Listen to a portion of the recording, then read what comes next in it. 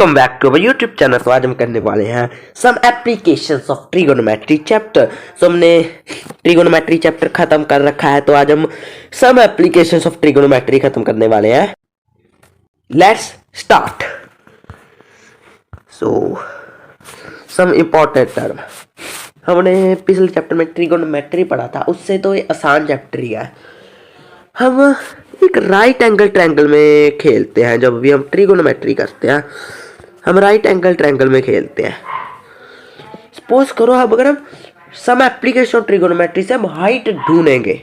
Suppose करो हमें किसी चीज़ की हाइट ढूंढनी है, हमें वहाँ का एंगल पता है, हम कैसे ढूंढेंगे। तो इस चैप्टर में हम वही करने वाले हैं कि हम चीज़ों की हाइट ढूंढने वाले हैं। हमें उसका एंगल गिवन होगा, चाहे एक साइड गिवन होगी।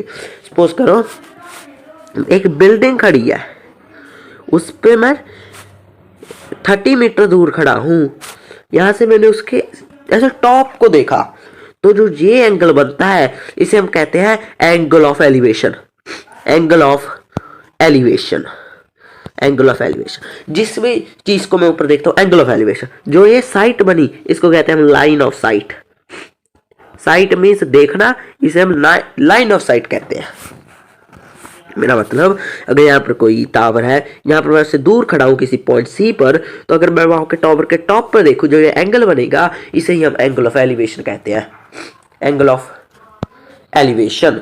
और ये जो इसे लाइन को हम कहते हैं line of site. Line of site. Suppose करो अगर ये कोई पॉइंट है, मैं किसी बिल्डिंग के टॉप पर खड़कर इसको देख रहा हूँ, तो यहाँ पर हमें जब भी कोई एंगल दिखाना होता है हमें ग्राउंड साइड दिखानी पड़ती है। हॉरिजॉन्टल लाइन बनाएंगे और ये एंगल बनेगा जब मैं कोई चीज को नीचे से देख रहा हूं, ऊपर से नीचे, और इसे कहते हैं angle of depression. Angle of depression, angle of depression.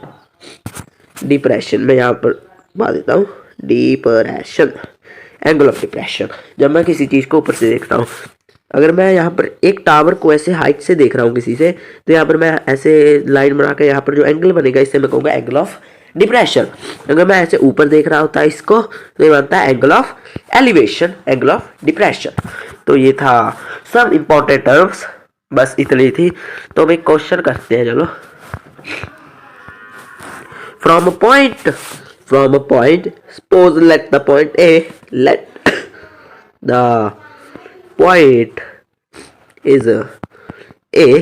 The angle of elevation is top of tower is 30 degree. The angle of elevation, एक टावर है उसके टॉप पर angle of elevation is 30 degree.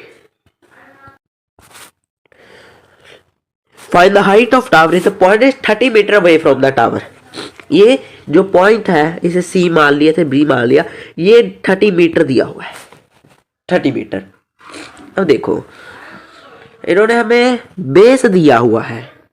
अगर परपेंडिकुलर देते हम Pythagoras से कुछ कर लेते, पर इन्होंने हमें एक साइड ही दिया है, तो हमें ढूंढना है परपेंडिकुलर या बीसी हाइट। इन्होंने हमें बेस दिया है, तो हमें एक ऐसी ट्रिगोनोमेट्री रेशियो यूज करना पड़ेगा जिसमें परपेंडिकुलर और बेस आते हैं। किस में आते हैं? tan या cot थीटा में। तो मैं tan थीटा यूज कर लेता हूँ। सो नेक्स्ट स्लाइड पर जाता हूँ, तो मैं tan थीटा यूज करूंगा। tan थीटा की वैल्यू होगी tan 30, क्योंकि एंगल ऑफ एलिवेशन 30 डिग्री है। tan थीटा क्या होता है? परपेंडिकुलर बाय बेस या BC बाय AC। क्या हो जाएगा? BC by AC। So tan 30 की वैल्यू होती है 1/√3। BC की वैल्यू है हमें ढूंढनी है, AC की वैल्यू हमें 30 दी है। क्रॉस मल्टीप्लाई कर ये आ गया, तो इसको रैशनलाइज कर देते हैं। So BC is equal to 30√3/3। Just इसके √3 और √3 से मैं मल्टीप्लाई कर देता हूँ, रैशनलाइज कर दिया, तो 3 1 जा 3 4 जा, और 10√3 हमारा आंसर आ गया।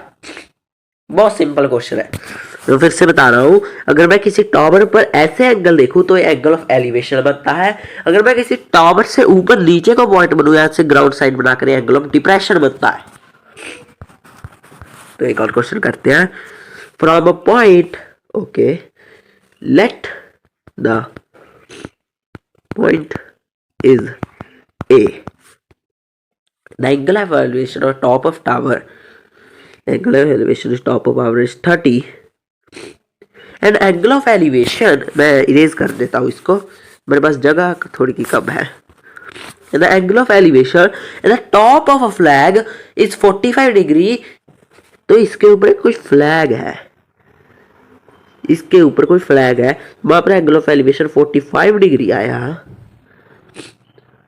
If the point is 10 metre away from the tower, find the height of flag। हमें फ्लैग की ये वाली हाइट ढूंढनी है। तो कैसे ढूंढेंगे? A B C D. देखो अगर मैं ट्रायंगल एबीसी में करूं तो मुझे बेस दिया है, मैं परपेंडिकुलर ढूंढ लेता हूं। मुझे बेस दिया, मैं परपेंडिकुलर ढूंढ लेता हूं। जो in triangle ABC tan 30 is equal to perpendicular upon base या BC by AC 1/√3 is equal to BC by 10। Okay next page पर कर दूं। बीसी आ गया हमारा 10/√3। इसको रैशनलाइज कर देते हैं, चलो √3 इंटू √3, तो बीसी आ गया हमारा 10√3/3 मीटर, जो भी यूनिट दी है मीटर। अब देखो मैंने बीसी ढूंढ लिया, अगर मुझे पीवी की हाइट ढूंढनी है, पीवी की, अगर मैं अभी एंगल एपीसी में भी कुछ कर देता हूं। एंगल अगर मैं ट्रायंगल एपीसी की बात करूं, यहाँ पर tan 45 लगेगा परपेंडिकुलर अपॉन बेस। परपेंडिकुलर क्या है? PC perpendicular AB AC base. इसकी वैल्यू 1 होती है, पीसी बाय एसी, और PC is equal to AC. तो एसी की वैल्यू कितनी है? 10 है, तो पीसी आ गया हमारा 10 मीटर। तो मैं पीसी की वैल्यू भी मिल गई 10 मीटर। अब देखो जो पीसी है वो पीवी प्लस बीसी है, जो पीसी है वो पीवी प्लस बीसी है, पीवी प्लस बीसी है। पीसी को मैं लिख सकता हूं पीवी प्लस बीसी। हमें ढूंढना है पीवी, ढूंढना है पीवी, ढूंढना है, तो PC minus BC is equal to PV.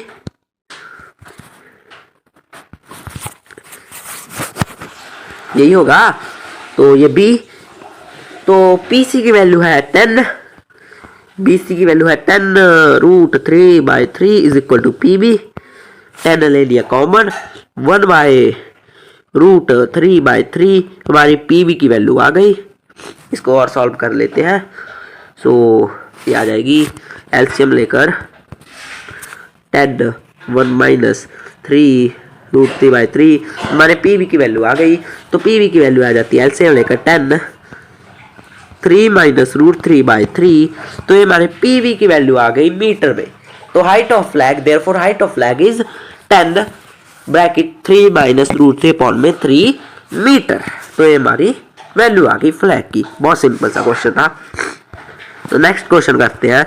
A 1.5 metre tall boy, okay यहाँ पर कोई 1.5 मीटर टॉल बॉय है, स्टैंडिंग एट द सम होगा ये सब distance from a 30 metre tall building. चलो एक 30 मीटर टॉल बिल्डिंग है। If the angle of elevation at the top of building is 30।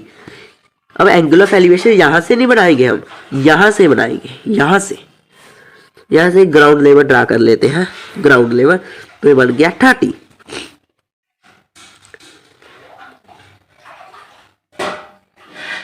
यहां पर आएगा, क्वेश्चन में गड़बड़ है, यहां पर आएगा top of building 30 when the boy walk toward the building the angle increase to 60।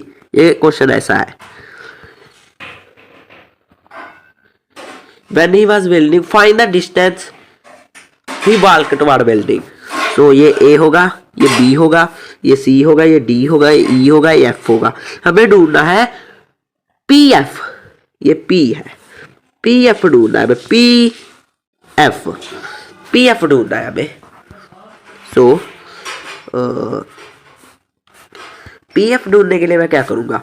पहले मैं ये सारा डिस्टेंस निकाल लूंगा, फिर मैं ये डिस्टेंस निकालूंगा, ये वाला, फिर मैं ये डिस्टेंस से ये वाला डिस्टेंस माइनस कर दूंगा, तो मुझे पीएफ डिस्टेंस मिल जाएगा। सो नेक्स्ट पेज पर ड्रा कर रहा हूँ। अब जो हाइट ऑफ बिल्डिंग होगी ना वो 28.5 होगी, क्योंकि ये बॉय की हाइट काटनी पड़ेगी, हमें बॉय की हाइट काटनी पड़ेगी, तभी तो ये आएगी हाइट। सो रीड्रा कर लेते हैं 28.5, तो यहाँ से 30 था, जो आगे बढ़ा तो 60 हो गया। ये था PF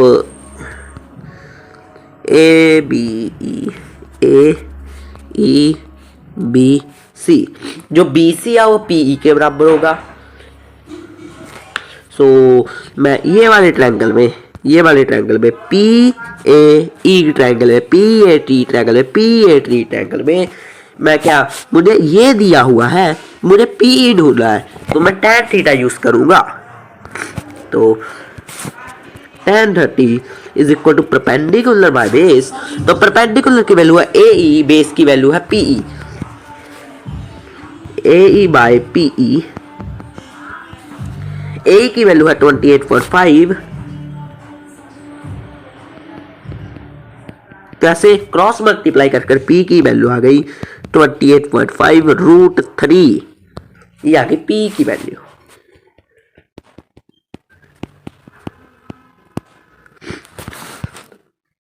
मैं FE की वैल्यू ढूंढ लेता हूं, तो मैं AFE ट्रायंगल में ये वाले ट्रायंगल में AFE इसमें tan 60 लगा देता हूं, परपेंडिकुलर बाय बेस, तो ये under root 3 FB is equal to 28.5। So मैं इसको इरेज कर देता हूं क्योंकि अब इसकी जरूरत नहीं है।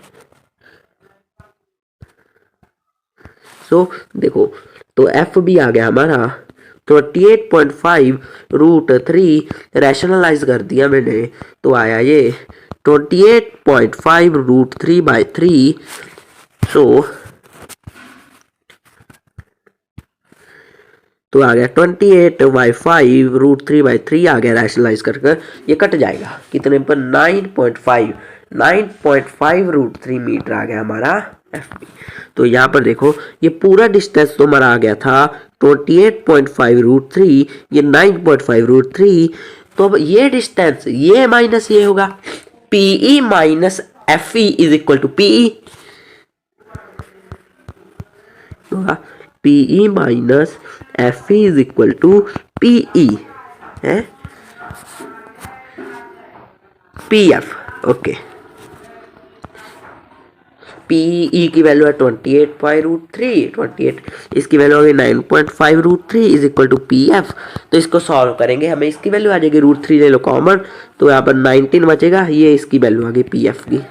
बहुत सिंपल क्वेश्चन था, मीटर लगा देंगे, बहुत इजी क्वेश्चन था। सो ये है angle of elevation of a top of tower from a ground which is 30 meter away from the foot of tower। ये 30 मीटर यहाँ पर कोई पॉइंट है ना, 30 डिग्री का एंगल ऑफ एलिवेशन आया, तो हाइट ढूंढ दिया। कितना सिंपल क्वेश्चन है, मैं डायरेक्ट कर रहा हूँ tan theta tan 30 AB by BC लगा देंगे, BC की वैल्यू है 30, 1/√3 AB बाय 30 रूट 3 AB आ गया। बहुत सिंपल क्वेश्चन था, ये मीटर लगा देंगे। सो ये क्वेश्चन है, इसे आप होमवर्क में ट्राई करना, ये लास्ट वाले क्वेश्चन के बिल्कुल बराबर है। सो इसी के साथ हमारा आज एक चैप्टर खत्म हो जाता है, सम एप्लीकेशन ऑफ ट्रिगोनोमेट्री की। बहुत आसान सा चैप्टर था, तो इसको मैं एक बार विजिट करवा देता हूँ। ये कोई टावर है, इसको मैं यहाँ से एंगल देखूँ ग्राउंड से तो एंगल ऑफ एलिवेशन, अगर मैं किसी टावर को ऊपर से नीचे देखूँ तो एंगल ऑफ डिप्रेशन बनता है। तो थैंक्स फॉर वॉचिंग, इसके NCERT सॉल्यूशन हम अपलोड कर देंगे।